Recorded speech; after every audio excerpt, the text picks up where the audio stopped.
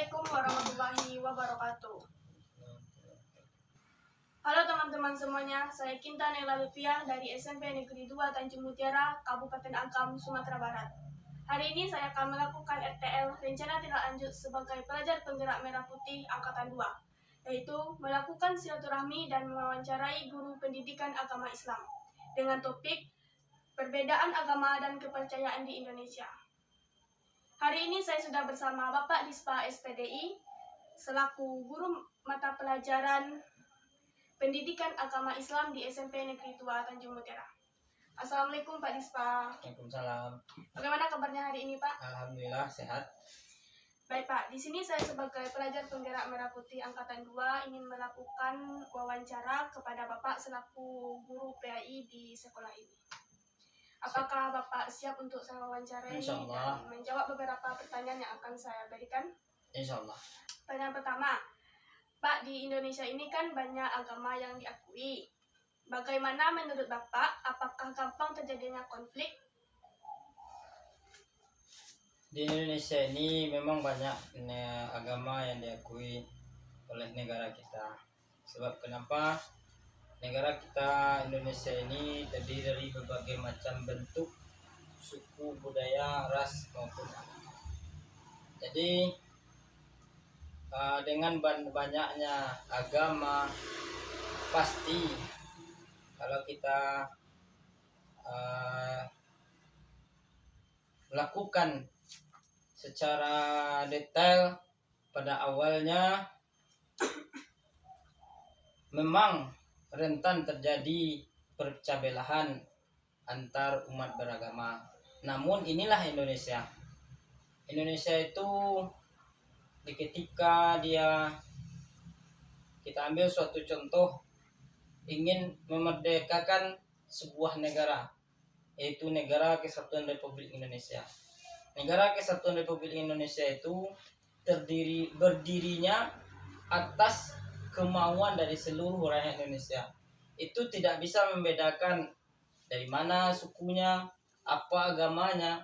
Yang penting di dalam hati setiap bangsa Indonesia, mereka itu bisa mendapatkan kemerdekaan. Nah, dari situ dengan adanya perbedaan di dalam Negara Kesatuan Indonesia, maka secara otomatis kalau Indonesia itu mementingkan keegoisan di dalam diri mereka masing-masing, pasti akan terjadi perpecah belahan. Tapi dengan adanya persatuan kebinekaan kita di Indonesia ini, maka terciptalah Negara Kesatuan Republik Indonesia yang unik, yang tidak ada di negara-negara manapun selain dari Indonesia ini. Jadi kalau pertanyaannya, rentankah terjadinya konflik antar umat beragama? Rentan kalau seandainya tidak didasari dengan keimanan yang didasari pada kepercayaan agama masing-masing. Tapi kalau seandainya sudah merujuk kepada agama masing-masing, maka Indonesia itu akan terjalin dengan baik, utuh dalam kebinekaan. Oke, terima kasih untuk jawaban untuk pertanyaan pertama. Kita masuk pertanyaan kedua, Pak. Untuk pertanyaan kedua, apa yang harus dilakukan agar tidak terjadinya konflik antar umat beragama? Apa yang harus kita lakukan sebagai warga Indonesia? Karena banyak agama yang ada di Indonesia ini. Contohnya kita sebagai umat Islam. Apa yang harus kita lakukan? Yaitu bagaimana setiap umat Islam yang ada di Indonesia ini, agar terciptanya Indonesia yang aman menjalankan agamanya masing-masing, harus ada toleransi antar umat beragama, harus ada moderasi dalam beragama. Sebab kenapa? Dengan adanya kita toleransi antar umat beragama, kita tidak memaksakan kehendak kita. Oh, ini agama yang benar, oh itu agama yang salah. Tidak. Dengan adanya toleransi, kita membebaskan, kita membiarkan, tidak mengganggu orang lain dalam melakukan agama mereka sesuai dengan kepercayaan mereka masing-masing. Jadi begitu pentingnya toleransi dan moderasi dalam beragama, apalagi kita sebagai umat Islam.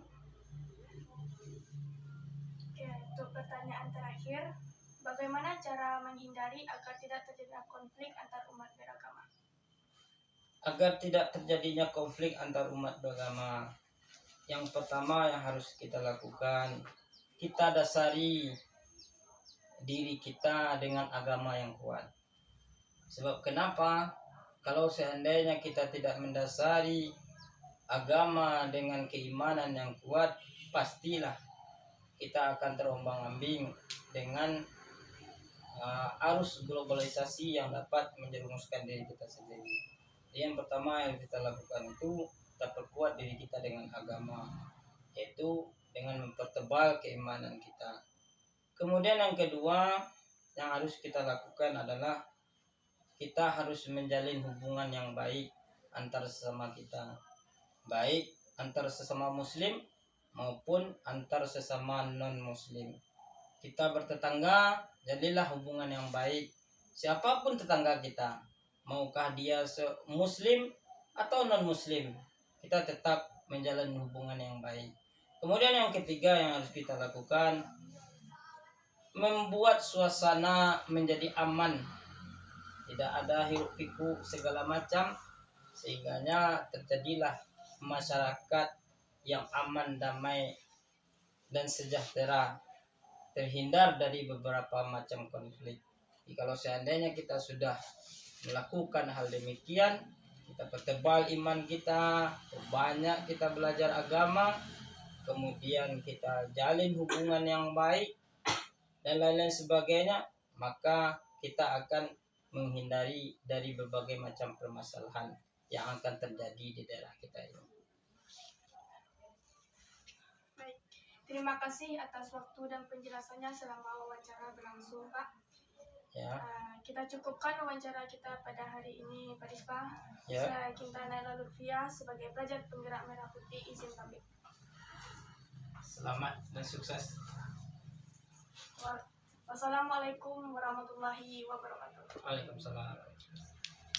Salam pelajar penggerak, cerdas berprestasi, membangun negeri dengan aksi.